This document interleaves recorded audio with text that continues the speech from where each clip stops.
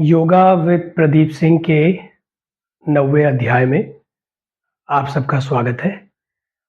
आज के वीडियो में मैं आप लोगों को आपके जॉइंट्स और बोन्स की फंक्शनिंग को बेटर करने के लिए जो सूर्य नमस्कार मैंने डिज़ाइन किया है, उसके बारे में बताऊंगा जिसको आप प्रैक्टिस कर सकते हैं। तो आइए शुरू करते हैं। इससे पहले वाले वीडियो में मैंने आप लोगों को मसल्स के लिए जो सूर्य नमस्कार मैंने डिज़ाइन किया है उसके बारे में बताया था, तो आप लोग इससे पहले वाला वीडियो देख सकते हैं। और जिन लोगों को मसल से रिलेटेड प्रॉब्लम्स हैं, जैसे रेकरिंग क्रैम्प्स आते हैं और मसल पेन रहता है, और जो ओवरवेट हैं, जिनको वेट लूज़ करना है, जो एंडोमॉर्फ हैं, कफ डोमिनेटेड है, लेज़ी है, लो ब्लड प्रेशर है, उन लोगों को वो सूर्य नमस्कार प्रायोरिटी बेस पे करना चाहिए, तो आप वो सूर्य नमस्कार देख सकते हैं। तो आज हम फोकस करेंगे जॉइंट्स पे और बोन्स पे। तो जो ये सूर्य नमस्कार में डिजाइन किया है, इसमें भी सेम पहला जो आसन है वो है स्थिर प्रार्थना आसन, जिसको इंग्लिश में प्रेयर पोज बोलते हैं। तो आपको दोनों फीट ज्वाइन करके और हाथ नमस्कार मुद्रा में फोल्ड करके आई लेवल पे देखना है और फिर आंखें क्लोज करनी है। तो ये हो गया आपका स्थिर प्रार्थना आसन। कोई भी सूर्य नमस्कार आप करें, चाहे वो ट्रेडिशन जो सूर्य नमस्कार चल रहा है जो सभी लोग करते हैं, चाहे वो सूर्य नमस्कार करें, चाहे आप ये सूर्य नमस्कार जो मैंने डिज़ाइन किए ये करें, उसकी शुरुआत प्रेयर पोज से ही होगी, स्थिर प्रार्थना आसन से ही होगी। तो ये पहला आसन है। इसमें आपको क्या करना है, आपकी बॉडी का वेट देखना है, ना लेफ्ट में ज़्यादा रहे ना राइट में ज़्यादा रहे, दोनों पैरों पे 50-50 रहे। आपकी एल्बोज़, आपका नेक का एरिया और आपकी लोअर बैक ये रिलैक्स रहे, और स्पाइन को स्ट्रेट रखते हुए, ब्रीदिंग पे फोकस रखते हुए आपको स्थिर प्रार्थना आसन में खड़े रहना है। तो स्थिर प्रार्थना आसन ऐसा नहीं है कि सिर्फ आपके मसल वाले सूर्य नमस्कार में है तो सिर्फ मसल को बेटर करेगा, या फिर आज हम जॉइंट्स के लिए गए तो सिर्फ जॉइंट्स को बेटर करेगा। कोई भी आसन आप करते हैं वो कहीं न कहीं किसी न किसी तरीके से आपके हर बॉडी पार्ट को अफ़ेक्ट करता है। बस डिफ़रेंस क्या रहता है, आपका फ़ोकस जहाँ ज़्यादा रहेगा उस एरिया को ज़्यादा फ़ायदा मिलेगा।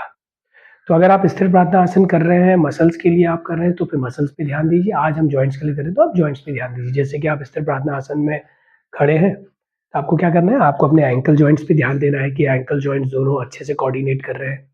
आपको नीज़ पे ध्यान देना है कि नीज़ अच्छे से आपके लॉक्ड हैं। आपको अपने वर्टिब्रल कॉलम जो स्पाइनल कॉर्ड है, 33 वर्टिब्रेस का जो सेट है जिसके अंदर से आपकी स्पाइन होके गुजरती है, उस पे ध्यान देना है कि वो रिलैक्स है नहीं है। शोल्डर जॉइंट्स पे ध्यान देना है, एल्बो जॉइंट्स पे ध्यान देना है, आपकी उँगलियों की जॉइंट्स पे ध्यान देना है कि अच्छे से स्थिर प्रार्थना आसन में कोऑर्डिनेट कर रहे हैं या नहीं कर रहे हैं। क्यों? क्योंकि आज हम जॉइंट्स के लिए और बोन्स के लिए सूर्य नमस्कार कर रहे हैं। तो इसलिए आज आप ज़्यादा फोकस जॉइंट्स पे और बोन्स पे रखिएगा। ठीक है, तो ये हमारा स्थिर प्रार्थना आसन हो गया। अब आपको एक चीज़ और बता दूँ, जब एक बच्चा पैदा होता है तो वो 260 से 270 बोन्स के साथ पैदा होता है। लेकिन जैसे-जैसे वो बच्चा बड़ा होते जाता है और जब वो एडल्ट हो जाता है, वयस्क बन जाता है, तो वो 260 में से 260 में से 54 जो बोन्स हैं वो एक-दूसरे में मर्ज होके गायब हो जाती हैं, और इस तरीके से जब हमारा एडल्ट स्केलेटन बनता है, हड्डियों का ढाँचा, तो वो सिर्फ़ 206 बोन्स का होता है। क्यों? क्योंकि एडल्ट जो स्केलेटन है उसको ज़्यादा स्ट्रेंथ और ज़्यादा ग्रिपिंग चाहिए इतने बड़े शरीर को होल्ड करने के लिए, तो बाकी के जो बोन्स हैं उसमें मर्ज हो जाते हैं ताकि उसकी स्ट्रेंथ बनी रहे। और उन 200 फिर ये 206 बोन्स रह जाती हैं आपके शरीर में, एडल्ट जो स्केलेटन है उसमें, जिसमें से 126 126 जो बोन है उससे आपके पैरों का एरिया और हाथों का एरिया बनता है। ठीक है? तो उसमें फीमर, आपका फीमर आ गया जो थाई की सबसे स्ट्रॉन्ग और सबसे बड़ी जो बोन है हमारी, आपका टिबिया आ गया, फिबुला आ गया, टेलस आ गया, शिन बोन आ गई, आपके एल्बो की बोन आ गई, आपके आर्म्स की बोन आ गई, फिंगर्स की बोन एंड जॉइंट्स आ गए, ठीक है। और बाकी ये जो 80 जो बोन है उससे आपका रिब केज और आपका वर्टिब्रल कॉलम बनता है, जैसे 33 वर्टिब्रेज है और आपका स्टर्नम है, ये सेंटर पे रहता है आपके छाती के, ये बोन जो जिससे आपके हार्ट और लंग्स की सेफ्टी रहती है। तो ये 7 रिब केजों से जुड़ा रहता है और ऊपर कॉलर बोन से जुड़ा रहता है। तो इस तरीके से हमारी जो 206 बोन्स है वो हमारे स्केलेटन को डिज़ाइन करती है। और इसके अलावा जो जॉइंट्स हैं वो 250 से 360 जॉइंट्स होते हैं, वो भी इंडिविजुअल टू इंडिविजुअल अलग अलग हो सकते हैं, ठीक है। तो बैक टू स्थिर प्रार्थना आसन। अब साइड से मैं आपको दिखा देता हूँ स्थिर प्रार्थना आसन। तो आपने, हाँ, एक और चीज़ है, अगर आपको लगता है आप फीट जॉइन नहीं कर पा रहे, क्योंकि बहुत से लोगों को नी वेल्गस नी वेल्गस का इश्यू रहता है। नी वेल्गस क्या होता है, एक कंडीशन होती है जिसमें अगर आप पैरों के बीच में गैप भी करें तो भी आपके नीज इनवर्डली बैंड होते हैं ऐसे, और उसकी वजह से आप ये पैर जॉइन नहीं कर पाते क्योंकि नी आपस में कोलैप कर जाते हैं। तो ये एक कंडीशन होती है, मेडिकल कंडीशन, जिसको नी वेल्गस कहते हैं। ये अच्छी नहीं है आपके पैरों के लिए, क्योंकि अगर नी वेल्गस आपको होगा तो नी वेल्गस को आपने अगर ठीक नहीं किया तो उसकी वजह से आपको फ्लैट फीट का प्रॉब्लम हो सकता है। और फिर फ्लैट फीट का प्रॉब्लम होगा तो क्या होगा, आपकी रनिंग अफेक्ट होगी, आपकी वॉकिंग अफेक्ट होगी, फिर आपका एंकल, आपका पैर डिफॉर्म हो जाएगा, पैर टेढ़े मेढ़े हो जाएंगे। आप आपकी जो लोअर पार्ट ऑफ बॉडी है वो अपर बॉडी का वेट हैंडल नहीं कर पाएगा प्रॉपरली। तो इस तरीके से नी वेल्गस अच्छा नहीं है। इसके ऑपोजिट में नी वेरस होता है। नी वेरस में क्या होता है, आपके नी बहुत ज़्यादा बाहर की ओर बैंड होते हैं।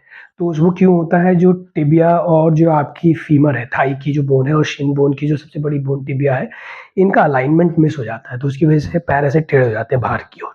वो भी अच्छा नहीं है।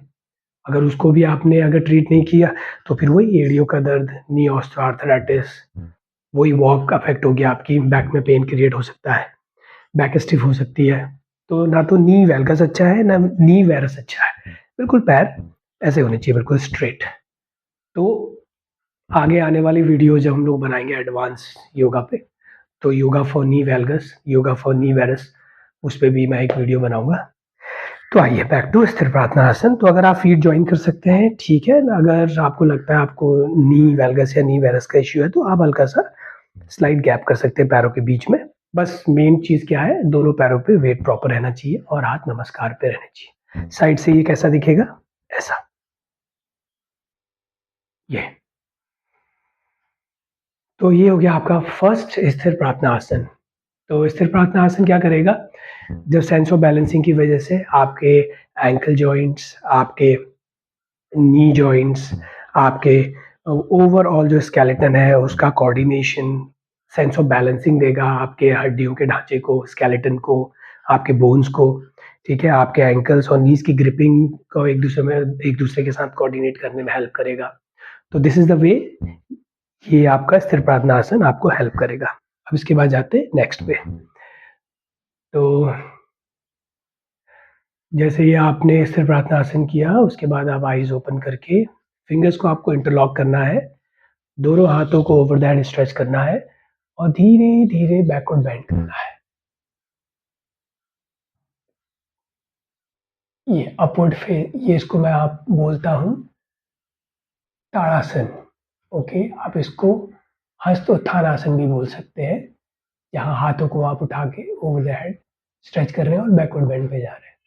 तो इसमें आप फिंगर्स को इंटरलॉक क्यों करेंगे, जब आप हाथों को ऐसे स्ट्रेच करते हैं तो आपके शोल्डर तो ओपन हो रहे हैं, आपके आर्म्स भी ओपन हो रहे हैं और अच्छे से स्ट्रेच भी हो रहे हैं। बट जब आप फिंगर्स इंटरलॉक कर लेते हैं तो आपका जो आपका शोल्डर ब्लेड है वो बाहर की ओर पॉपअप होता है, उसकी वजह से आपके शोल्डर ज़्यादा ओपन होते हैं, उसकी वजह से आपको ज़्यादा शोल्डर जॉइंट्स को, एल्बोज को और फिंगर्स को और रिस्ट को स्ट्रेच करने का मौका मिलता है। तो इससे आपके रिब केस भी ज़्यादा ओपन होता है। तो जब आप फिंगर्स को इंटरलॉक करेंगे, क्यों, अब हाँ, जब हम मसल्स के लिए उत्थान हस्त आसन कर रहे थे तो क्या कर रहे थे, हाथों को खोल रहे थे। क्यों? क्योंकि वहाँ पे मसल्स पे ज़्यादा ध्यान देते हैं। यहाँ पे जॉइंट्स एंड बोन्स को ज़्यादा ध्यान दे रहे हैं, तो हमने क्या कर दिया, फिंगर्स को इंटरलॉक कर दिया ताकि elbow joint, wrist joint, shoulder joint और ये हमारी जो बोन्स है और हमारी जो हमारा जो शोल्डर ब्लेड है ये अच्छे से ओपन हो, रिब केज अच्छे से ओपन हो।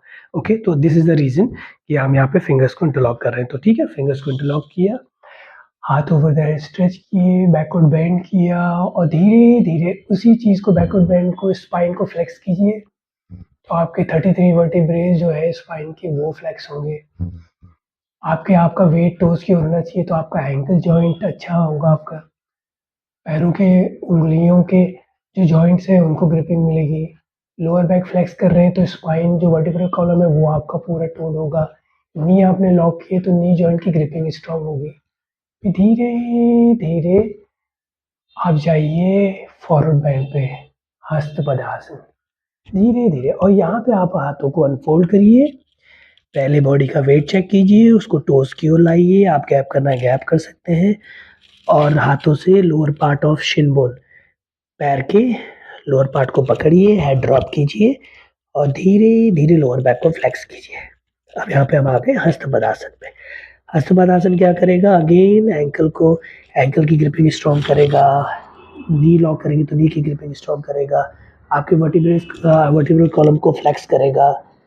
पूरा फ्लेक्स कीजिए। जब आप हस्त पद्मासन पे जाएंगे तो आपको हमेशा एक चीज़ याद रखनी है, बैकवर्ड बेंड क्या करेगा, आपकी स्पाइन को स्ट्रॉन्ग करेगा। फॉरवर्ड बेंड क्या करेगा, आपकी स्पाइन को फ्लेक्सिबल करेगा। तो जब आप बैकवर्ड बेंड पे गए थे तो इससे आपकी स्पाइन स्ट्रॉन्ग होगी, जितने भी वर्टिब्रेज हैं इनकी ग्रिपिंग अच्छी होगी।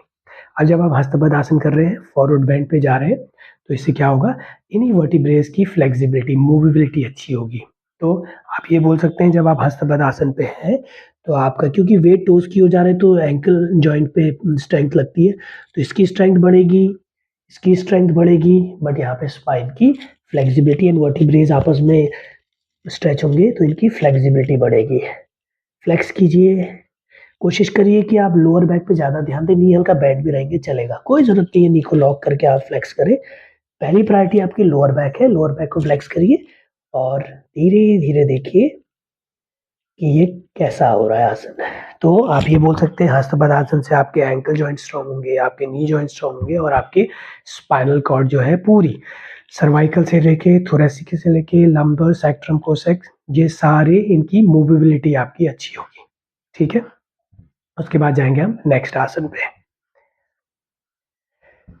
हस्त पद्मासन पे जाने के बाद दोनों हाथों को फ्लैट कीजिए और एक पैर को उठाइए और वन लेग लंज पे पीछे ले जाइए। इसको अश्व संचालन आसन बोलते हैं।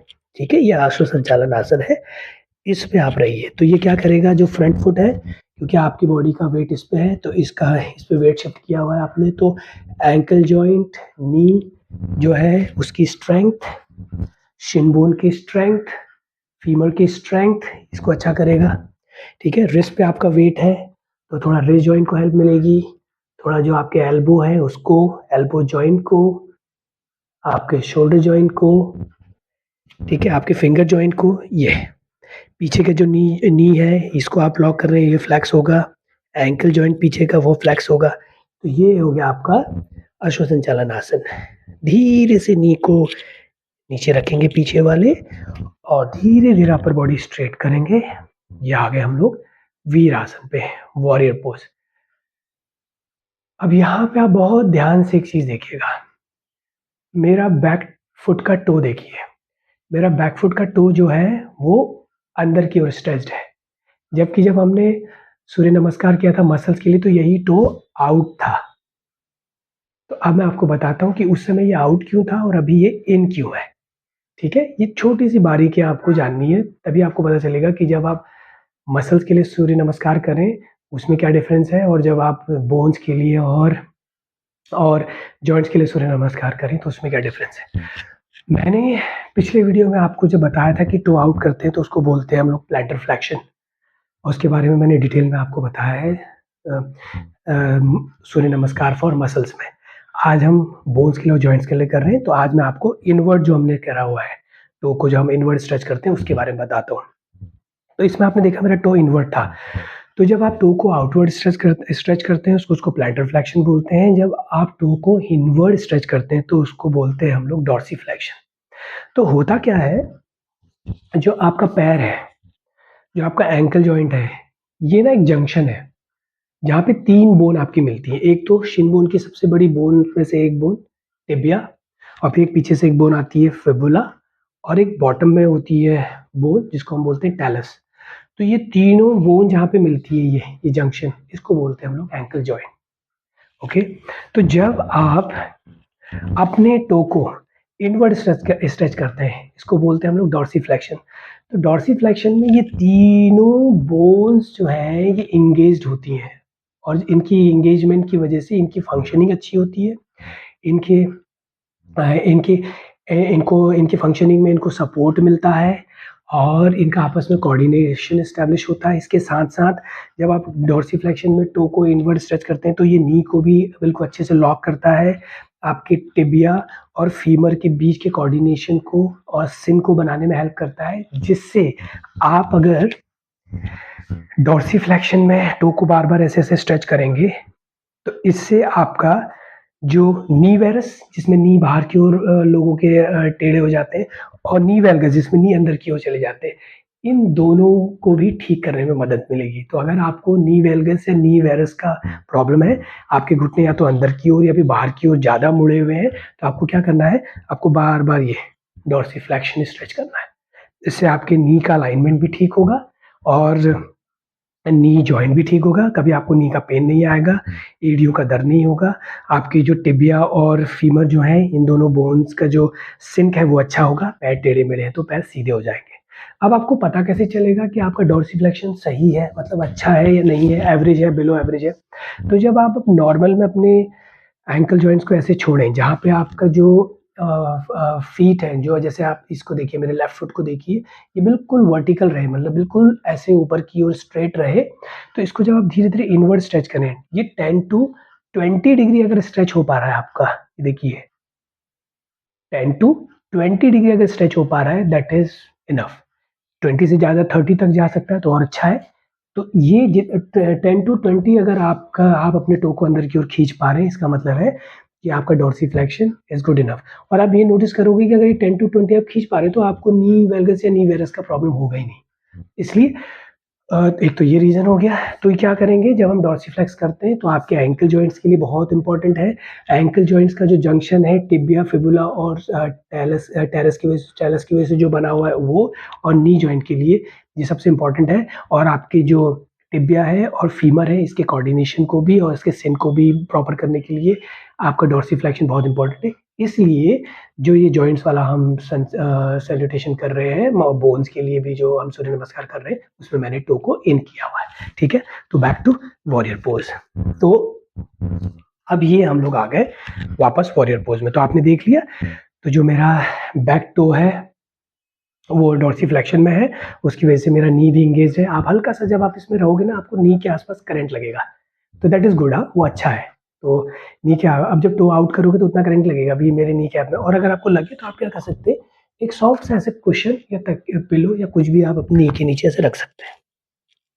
जी, और फिर आप उसको, तो ये वॉरियर पोज के साथ-साथ आगे वाला पैर और पीछे वाला जो पैर है 90 डिग्री का एंगल बनाने चाहिए घुटनों पे। तो ये आपका हो गया वॉरियर पोज। वॉरियर पोज पे स्ट्रेट देखेंगे, दोनों पैरों पे वेट चेक करेंगे, फिर धीरे-धीरे क्या करिएगा, दोनों हाथों को साइड वाइज़ ले जाएँगे, ओवर द हेड स्ट्रेच करेंगे। अगेन फिंगर्स इंटरलॉक कीजिए। क्यों फिंगर्स इंटरलॉक कर रहे हैं? क्योंकि यहाँ पे हमको अपनी जॉइंट्स और बोन्स पे ज़्यादा ध्यान देना है। लेकिन जब हमने मसल्स वाला सूर्य नमस्कार किया था तो उसमें हम आर्म्स को ओपन कर रहे थे। क्यों? क्योंकि हमको अपनी मसल, जैसे इंटरकॉस्टल मसल है, क्लेविकुलर मसल है, आर्म्स की मसल है, इन पे ध्यान देना था। ठीक है? तो यहाँ डिफरेंस है। तो यहाँ हम धीरे-धीरे हाथ ओवर द हेड ले जाएँगे, और अपर बॉडी को पीछे की ओर बेंड करेंगे और लोअर बॉडी को आगे की ओर। देखिए, लोअर बॉडी को आगे की ओर और अपर बॉडी को पीछे की ओर, दोनों साइमल्टेनियसली साथ में। देखिए, करें? चलिए 3, 2, 1। ये हम लोग गए बैकवर्ड बेंड पे। इसको बोलते हैं यहाँ पे अर्धचंद्रासन। तो अर्धचंद्रासन में आप देखिए, अगेन आपका शोल्डर, एल्बो, रिस्ट, फिंगर्स, नीज, एंकल्स सब एंगेज हो रहे हैं। धीरे धीरे से यहाँ से शोल्डर को फ्लेक्स कीजिए, 360 घुमाइए, शोल्डर जॉइंट की फ्लेक्सिबिलिटी चेक कीजिए और दोनों हाथों को फ्लोर पे लैंड कर दीजिए। ठीक है, ये आ गए हम रिलैक्सिंग हॉर्स पोज पे। अब यहाँ से वापस अश्व संचालन आसन पे जाएंगे। ठीक है, अब दूसरा जो ये जो पैर है पीछे ले लीजिए। ये आ गए हम प्लैंक पोजीशन पे। अब यहाँ पे एक और इम्पॉर्टेंट इन्फॉर्मेशन है। लोग बोलते हैं कि अगर आपको आपकी टमी का जो फैट है उसको रिड्यूस करना है तो आप प्लैंक करिए। But let me tell you, आपको ये दिमाग में रखना होगा कि प्लैंक सबसे पहले फ़ायदा क्या करेगा।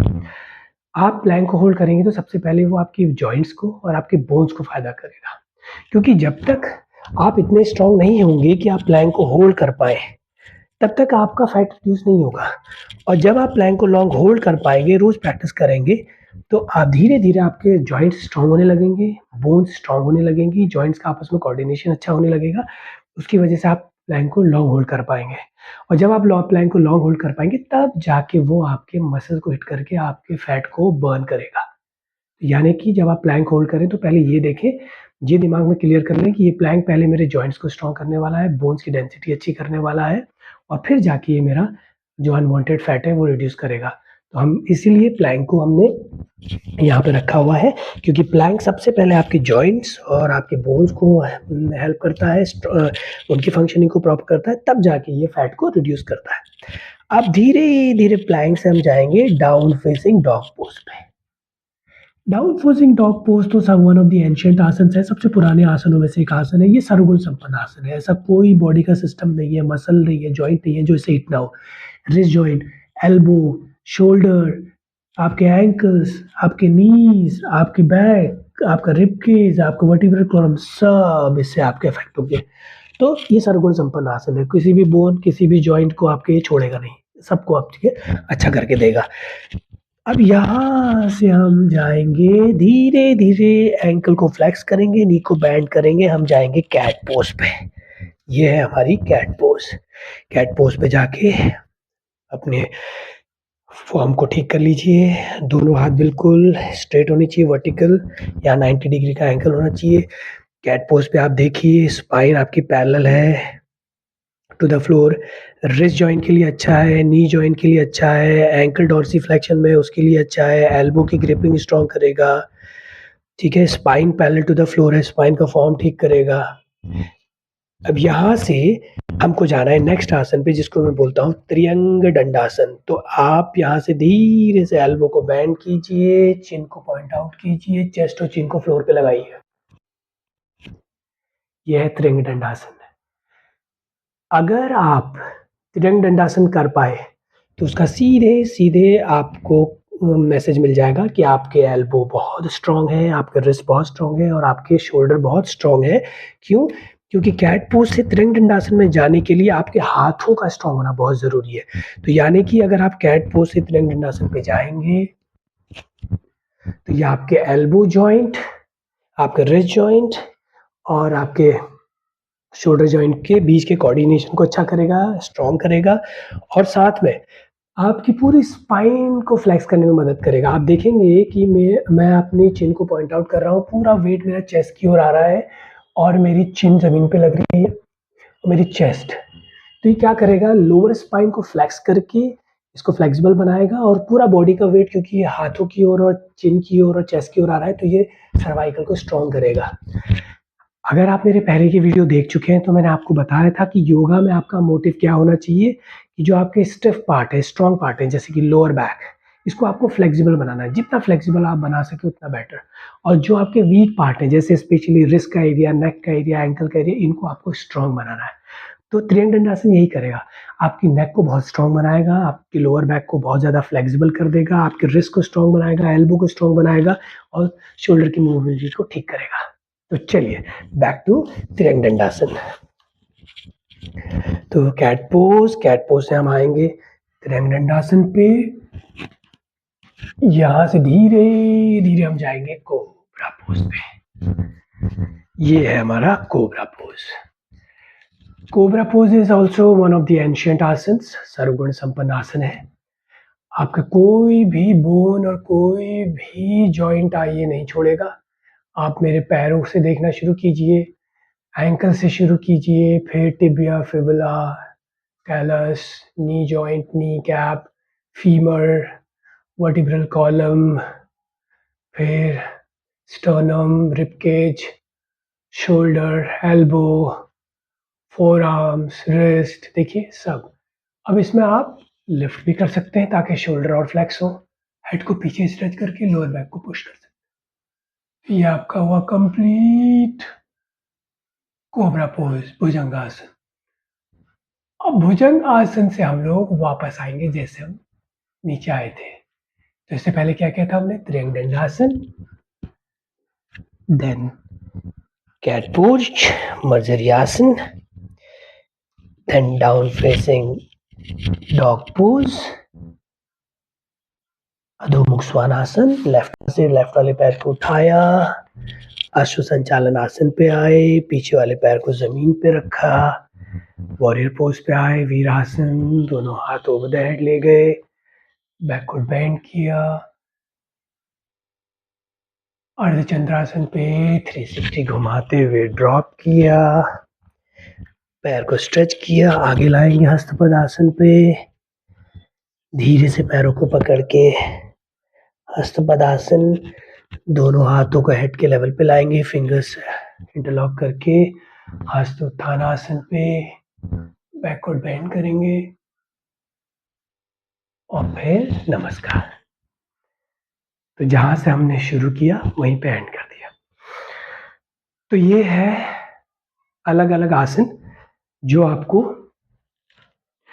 जॉइंट्स के लिए और बोन्स के लिए सूर्य नमस्कार में करने हैं। जब भी आप इस सूर्य नमस्कार को करने की कोशिश करें तो पहले आप क्या करें? पहले आप हर आसन को इंडिविजुअली करें, अलग अलग करें, फिर धीरे धीरे उनको कंबाइन करें। कोई आसन आपको करने में मुश्किल हो तो पहले ये श्योर कर लें कि वो आसन आप अच्छे से सीख जाए और फिर उसको इसमें ज्वाइन करें। और एक चीज़ और, ये जो जॉइंट्स वाला और बोन्स वाला सूर्य नमस्कार ये कौन लोग करेंगे, किनको ज़्यादा करना चाहिए? जिनको जोड़ों का दर्द हो, जिनको ऑस्टियोआर्थराइटिस हो। जो ऑस्टियोआर्थराइटिस में क्या होता है, आपके जोड़ों के बीच का जो लिक्विड होता है, जो फ्लूइड होता है, वो ड्राई आउट हो जाता है। तो फिर जब आप वो जॉइंट को मूव कराते हैं तो आपको पेन होता है, ठीक है? तो अगर आपको ऑस्टियोआर्थराइटिस है उसके लिए अच्छा है। ऑस्टियोपोरोसिस में क्या होता है, आपकी बोन्स का जो रिकंस्ट्रक्शन प्रोसेस है वो स्लो हो जाता है, मतलब बोन्स की डेंसिटी कम हो जाती है, बोन्स बनना, हड्डियों का दोबारा बनना, ये प्रोसेस कम हो जाता है, तो उनको ये करना चाहिए। जो लोग बहुत पतले हैं उन लोगों को करना चाहिए। जो लोग वात डोमिनेटेड है उन लोगों को करना चाहिए। पित्त डोमिनेटेड भी कर सकते हैं बट वात डोमिनेटेड जो लोग हैं उनके लिए बहुत ज़्यादा फायदेमंद है, जिसको हम लोग एक्टोमॉर्फ बोलते हैं, ठीक है? वो लोग कर सकते हैं। हाँ, आपको एड़ियों का दर्द है तब कर सकते हो आप। नी वेल्गस, नी वेरस का इश्यू है तब कर सकते हो आप। टिबिया, फिबुला, टेलस या इन बोन्स का कोई इश्यू है उसके लिए कर सकते हैं। फीमर का कोई इश्यू है उसके लिए कर सकते हैं। लंबर आर्थराइटिस है, फ्रोजन शोल्डर है, टेनिस एल्बो है, रिस्ट का पेन है, सर्वाइकल आर्थराइटिस है, ये सब लोग इसको कर सकते हैं। बट कंडीशन क्या है, पहले आप डॉक्टर से कंसल्ट करिए। अगर डॉक्टर बोलते हैं कि अगर कोई भी इनमें से कोई भी प्रॉब्लम आपको, घुटने का दर्द है, गर्दन सर्वाइकल का प्रॉब्लम है, लंबर का प्रॉब्लम है, नी वेल्गस नी वेरस का इश्यू है, तो आप क्या करें, डॉक्टर आपको बोलेगा कि आपको रेस्ट करना चाहिए, कोई वर्कआउट नहीं करना चाहिए, तब तो इसको अवॉइड करिए। बट अगर आपको डॉक्टर बोलेगा कि ये पेन या ये प्रॉब्लम तब जाएगी जब आप कुछ फिजिकल एक्टिविटी करें, तो ऐसे में आप ये सूर्य नमस्कार करिए, बिना सोचे सूर्य नमस्कार को करिए, बहुत फायदा होगा आपको, ठीक है? तो अब मैं आपको ये सन सैल्यूटेशन पूरा एक फ्लो में करके दिखाता हूँ कि ये कैसा दिखेगा, ठीक है? आपको ध्यान क्या देना है कि इसको आपको 2 राउंड करना है। एक राउंड आप करेंगे राइट से, एक राउंड आप करेंगे लेफ्ट से। जो पहला राउंड आप करेंगे वो करेंगे आप स्लो। क्यों? क्योंकि उसमें आप ऑब्जर्वेशन मोड में रखेंगे बॉडी को, आप ऑब्जर्व करेंगे कि बॉडी कितनी बैंड हो रही है, किस तरीके से वेट शिफ्ट हो रहा है, किस तरीके से बॉडी की स्ट्रेंथ है, क्या बॉडी की कंडीशन है। फिर जब आप पूरा एक राउंड स्लो और बिल्कुल अवेयरनेस के साथ ऑब्जर्वेशन के साथ कर लेंगे, तो सेकंड राउंड में आप जितनी आपकी अच्छी स्ट्रेंथ है, जितने अच्छे फ्लो से, जितनी अच्छी स्पीड से, जितने अच्छा स्ट्रेंथ लगा के आप कर सकते हैं, तो उसके साथ करेंगे। तो पहला रहेगा स्लो, दूसरा रहेगा फास्ट। पहला रहेगा ऑब्जर्वेशन मोड पे, दूसरा रहेगा पूरा जितना आप एफर्ट लगा सकते हैं उस मोड पे। और उसके साथ-साथ सूर्य नमस्कार का जो मंत्र है, वो भी हम उच्चारण करेंगे। तो चलिए देखते हैं कि ये अब ऑल टुगेदर कैसा लगेगा। दोनों साइड से मैं करके दिखाता हूँ आपको। तो पहले स्थिर प्रार्थना आसन, आईज क्लोज करेंगे, दोनों पैरों पे वेट चेक कीजिए, 50% राइट पे, 50% लेफ्ट पे, एल्बो, नेक का area, shoulder, lower back relaxed. Breathing को भी ऑब्जर्व करिए। स्थिर प्रार्थना आसन, स्टेबिलिटी लाइए। और फिर जब आपकी बॉडी आपको अलाउ करे तो मंत्रोच्चारण करेंगे, सूर्य भगवान की उपासना करेंगे, क्योंकि वो सोर्स ऑफ एनर्जी है पृथ्वी के लिए और हम सब के लिए। तो मंत्रोच्चारण में हम क्या बोलेंगे? हम मंत्र बोलेंगे, ओम सूर्य देवाय नमो नमः, नमोस्तुते। धीरे से आईज ओपन कीजिए, फिंगर्स इंटरलॉक कीजिए, दोनों हाथ ओवर द हेड ले जाइए, बैकवर्ड बेंड, हस्तोत्थानासन। स्लोली फॉरवर्ड बेंड, स्पाइन को पूरी स्ट्रेच कीजिए। धीरे से हाथों को अनफोल्ड कीजिए, पैर का लोअर एरिया पकड़िए, लोअर बैक को फ्लेक्स कीजिए। नी हल्का बैंड भी होते तो चलेगा, बट लोअर बैक फ्लेक्स होनी चाहिए। लोअर बैक को फ्लेक्स करते हुए ब्रीद आउट के साथ फ्लेक्स कीजिए, ब्रीद इन के साथ होल्ड कीजिए। कभी भी ब्रीद इन के साथ फ्लेक्स मत करिएगा, नहीं तो क्रैम्प या फिर कैच आ जाएगा, एयर बबल बन जाएगा। ठीक है, हेड ड्रॉप करके हस्तपदासन पे फ्लेक्स कीजिए। फिर दोनों हाथों को जमीन पे रखिए फ्लैट। मैं लेफ्ट से पहले कर रहा हूँ, तो धीरे से एक पैर से पीछे लैप लीजिए। अश्व संचालन आसन, धीरे से पीछे वाले घुटने को जमीन पे रखा, बैलेंस चेक किया, पीछे वाला टो डॉर्सी फ्लेक्शन में रहेगा। अपर बॉडी स्ट्रेट, दोनों घुटने 90 के एंगल पे। ब्रीद इन करते हुए दोनों हाथ over the head, fingers interlock. अर्धचंद्रासन, अपर बॉडी पीछे की ओर, लोअर बॉडी आगे की ओर फ्लेक्स होगी। वहीं से 360 घुमाते हुए क्लॉकवाइज शोल्डर को फ्लेक्स कीजिए और दोनों हाथों को ड्रॉप, पीछे वाला पैर स्ट्रेच। अब अश्व संचालन आसन से जाइए प्लैंक पोज पे। पूरे स्केलेटन को अच्छा करता है आपका प्लैंक पोज। वहां से जाइए डाउन फेसिंग डॉग पोज पे, सर्वगुण संपन्न आसन। कोई भी बोन, कोई भी जॉइंट को नहीं छोड़ेगा ये। कैट पोज, कैट पोज से धीरे धीरे एडजस्टमेंट करते हुए त्रिअंग दंडासन। त्रिअंग दंडासन से cobra pose, again one of the सर्वगुण संपन्न आसन्स। पूरी स्पाइन को फ्लेक्स कीजिए। यहाँ पे थोड़ी देर रुकना है आपको, रुक सकते हैं। लोअर बैक को फ्लेक्सिबल बनाएगा। फिर आप लिफ्ट भी कर सकते हैं, रोल करके चेस्ट ओपन भी कर सकते हैं। अब हल्का एल्बो बैंड भी कर सकते हैं। अगर आपके हाथ लंबे हैं तो एल्बो बैंड करके कोबरा पोज कीजिए। अगर आपको लगता है नहीं हाथ स्ट्रेच करके भी कर सकते तो करिए। लिफ्ट भी कर सकते हैं, ड्रॉप भी कर सकते हैं, ओपन भी कर सकते हैं, बैंड भी कर सकते हैं। अपने कंफर्ट के हिसाब से करिएगा। चलिए back to ring dandasana, back to cat pose, back to down facing dog pose. Left वाले पैर को पूरा उठाइए और लैप लीजिए टू अश्व संचालन आसन। पीछे वाला घुटना जमीन पे, वीर आसन। ब्रीद इन करते हुए दोनों हाथ over the head, backward bend to अर्धचंद्रासन, clockwise rotation for shoulder joints. हाथ रखे जमीन पे, अश्व संचालन आसन।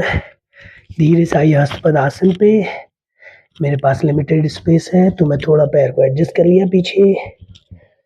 यहाँ पे स्ट्रेच कीजिए, फिर फिंगर्स इंटरलॉक, बैकवर्ड बेंड तो हस्तोत्थानासन।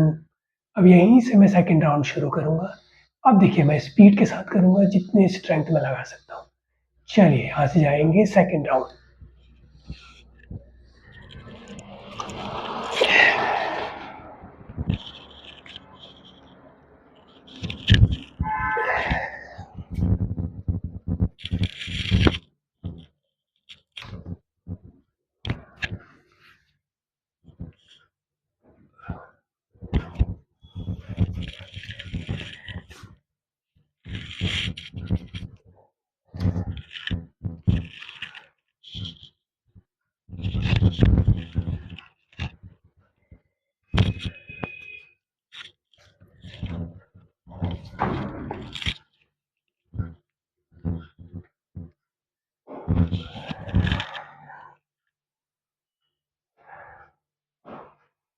बैक टू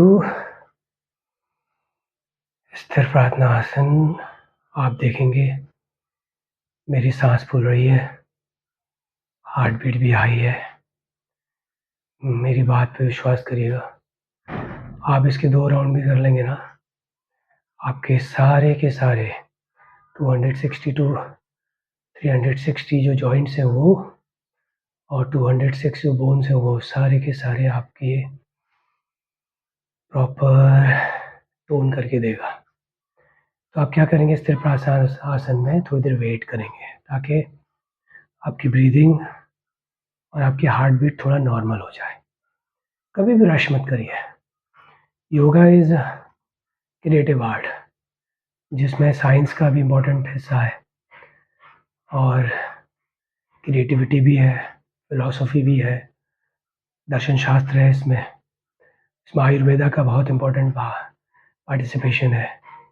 इन सब को ध्यान में रखते हुए योगा करिए। तो अभी मेरी ब्रीदिंग थोड़ा फास्ट है तो मैं थोड़ा टाइम दूंगा ताकि मैं मंत्र का उच्चारण अच्छे से कर पाऊँ, वरना मैं हाँफते हुए अगर मंत्र का उच्चारण करूँगा तो ना तो प्रोनाउंसिएशन अच्छा होगा, ना उससे वाइब्रेशन अच्छी क्रिएट होगी और ना ही उसका मेरे शरीर को फ़ायदा होगा। अब मुझे थोड़ा एनर्जी लग रही है कि आ गई है, तो अब मैं मंत्र का उच्चारण करूँगा। मैंने वेट चेक कर लिया है दोनों पैरों पे, shoulder relaxed, lower back relaxed, elbow relaxed. अब मैं मंत्र का उच्चारण करूँगा। ओम सूर्य देवाय नमो नमः, नमोस्तुते। और फिर यहाँ पे ये एक सेट ऑफ सूर्य नमस्कार कंप्लीट होगा। एक बहुत इम्पोर्टेंट रूल है, सूर्य नमस्कार के बाद शवासन करना बहुत ज़रूरी है। वो मैं आपको बताता हूँ क्यों।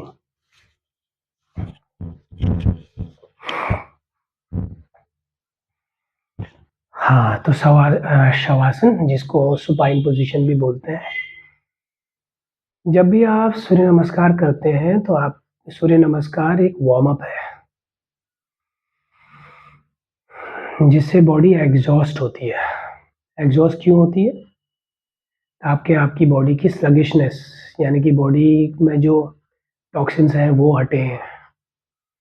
बॉडी अगर आपकी स्लो हो रही है, बॉडी अगर आपकी डाउन हो रही है, बॉडी में एनर्जी नहीं है, तो वो थोड़ा बॉडी पंप अप हो और बॉडी में एनर्जी आए। तो इसलिए सूर्य नमस्कार जो है एक तरीके से एग्जॉशन का प्रोसेस है। तो जब आप सूर्य नमस्कार करते हैं तो आप एक तरीके से सिस्टमैटिक तरीके से अपनी बॉडी को एग्जॉस्ट कर रहे हैं। बट एग्जॉशन करने के बाद आपकी जो हार्ट बीट है, आपके जो लंग्स है, आपकी जो स्पाइन है, बॉडी के जो डिफरेंट मसल्स है, 600 टू 700 मसल्स होती है हमारी बॉडी में, जो नर्व्स हैं, जो ब्लड का फ्लो है, वो उससे इम्पैक्ट होता है। तो जब आप उसको प्रेशराइज कर रहे हैं तो ये आपकी जिम्मेदारी बनती है आप उसको नॉर्मल भी करें। तो जब आप सिस्टमैटिक तरीके से बॉडी को एग्जॉस्ट कर रहे हैं तो ये भी आपकी जिम्मेदारी है कि आपको सिस्टमैटिक तरीके से रिलैक्स भी करें, तो रिस्टोरेट करें। तो रिस्टोरेशन जो है वो आपकी बॉडी को कूल डाउन करने में हेल्प करता है। तो जो हम शवासन कर रहे हैं वो रिस्टोरेशन का हिस्सा है, जहाँ पे आप अपनी बॉडी को रिलैक्स करते हैं ताकि बॉडी में कोई डैमेज ना हो। तो अभी मैं क्या कर रहा हूँ, सुपाइन पोजीशन में लेटा हूँ। जहाँ भी मुझे थोड़ा रेस्टलेसनेस लग रही है उसको शेक करके, एडजस्ट करके, स्ट्रेच या फिर रोटेट करके रिलैक्स कर रहा हूँ ताकि बॉडी सिस्टमैटिक तरीके से जैसे वार्म अप की थी वैसे ही कूल डाउन भी हो जाए और बॉडी में कोई डैमेज ना हो। हार्ट बीट मेरी नॉर्मल हो जाएगी, ब्रीदिंग थोड़ा नॉर्मल हो जाएगी, स्पाइन थोड़ा रिलैक्स हो जाएगी, तो इसका मतलब होगा बॉडी मेरी थोड़ा सेफ हो गई है। शवासन के बारे में मैं आपको अभी कंप्लीट वीडियो एक बनाऊँगा, तो आपको समझाऊँगा कहाँ-कहाँ पे शवासन करना चाहिए और क्यों करना चाहिए और शवासन की हिस्ट्री क्या है? क्या उसके साइंटिफिक एस्पेक्ट है? क्या उससे फ़ायदा होता है? तो इस चीज़ के बारे में अभी जब तीसरा सन सैल्यूटेशन जो इसके बाद हम करेंगे बैलेंस के लिए है, जो तीसरा सन सैल्यूटेशन मैंने डिज़ाइन किया है सूर्य नमस्कार। तो शवासन शवासन भी सीखेंगे और फिर हम लोग बेसिक आसन से शुरू करके इंटरमीडिएट लेवल से होते हुए एडवांस लेवल का योगा शुरू करेंगे। आपने देखा होगा कि लोग योगा करने के बाद कंप्लेन करते हैं कि मेरी बैक खराब हो गई, बैक पेन शुरू हो गया या फिर अस्थमा का प्रॉब्लम हो गया। वो इसीलिए होता है क्योंकि आप 500-500 या फिर 100-100 या फिर 50-50 सूर्य नमस्कार तो कर रहे हैं। बॉडी को एग्ज़ॉस्ट तो कर रहे हैं बट बॉडी को रिलैक्स नहीं कर रहे हैं जिस तरीके से उसको किया जाना चाहिए। तो प्रॉब्लम तो होगी। प्राणायाम कर रहे हैं बट प्राणायाम के बाद शवासन नहीं कर रहे हैं, रिलैक्स नहीं कर रहे तो प्रॉब्लम तो होगी। तो अगर कोई भी डैमेज आप चाहते हैं आपकी बॉडी को ना हो, तो शवासन की इम्पोर्टेंस समझिए और सेशन के बीच-बीच में शवासन कब और कैसे किया जाना चाहिए, वो तो मैं आपको बताऊँगा ही। तो अब मेरी बॉडी थोड़ा रिलैक्स हो गई, तो अब मैं उठ के बैठ सकता हूँ। तो इस तरीके से यहाँ पे हमारा सूर्य नमस्कार फॉर जॉइंट्स और बोन्स हमने किया। तो इसको प्रैक्टिस करिए और अपने बोन्स को, अपने जॉइंट्स को अच्छा बनाइए और डॉक्टर से कंसल्ट ज़रूर करिए। इसके बाद नेक्स्ट वीडियो में मैं आपको left right, upper lower, inner and outer body balance के लिए जो सूर्य नमस्कार मैंने डिज़ाइन किया वो बताऊँगा। फिर शवासन, फिर हम शुरू करेंगे आसन से, फिर प्राणायाम, बंधास, मुद्रास, बहुत सारा काम है अभी, तो धीरे-धीरे करेंगे। तो आज की वीडियो के लिए इतना ही था। धन्यवाद।